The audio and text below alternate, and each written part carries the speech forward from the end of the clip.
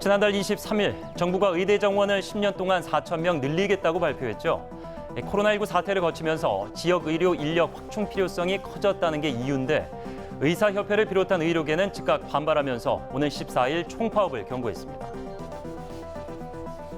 지금 이 시간에도 많은 국민들이 지방에서 큰 병에 걸리면 주변에 마땅히 치료할 수 있는 병원과 의사가 없어 서울로 올라옵니다. 그 병이 총각을 다투는 응급질환이라면 제때 치료를 받지 못해 목숨을 잃는 경우도 있습니다. 지역 의사 수 부족 현상 엄살이 아닙니다.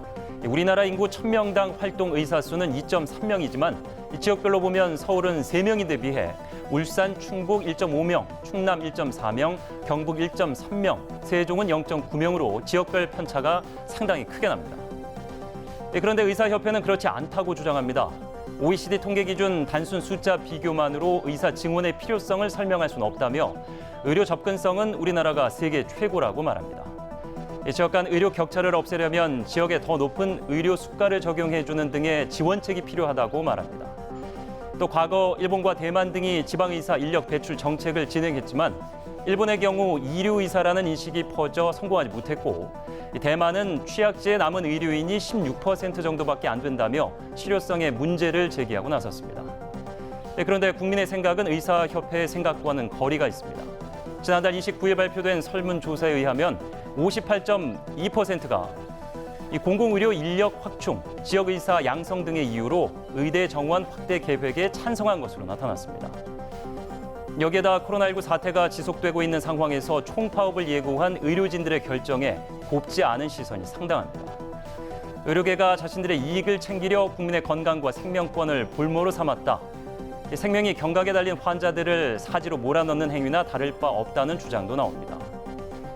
우리는 앞서 두 번의 의료계 총파업을 경험했습니다.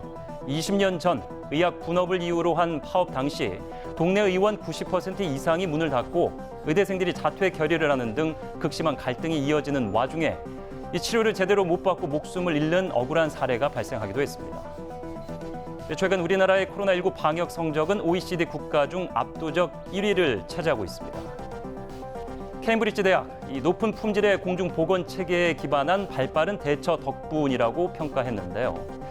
이 결과의 배경엔 의료진 헌신이 있었기에 가능했음을 누구보다 우리 국민은 잘 알고 있습니다. 그렇게 의료계의 집단 행동으로 국민과 의료계 간 쌓인 신뢰와 존경이 무색해질까 안타깝기만 합니다. 아직 시간은 있습니다. 의사협회 측은 오는 12일까지 정부의 파업 철회 명분을 제시해달라고 요구하고 있는데요. 코로나 사태를 겪으면서 공공의료 기반 확충, 국가적 과제가 됐다는 국민적 공감대가 커지고 있는 만큼 극적으로 양측이 파업 철회 등의 결정을 도출하길 국민은 한마음으로 바라고 있습니다. 앵커 포커스였습니다.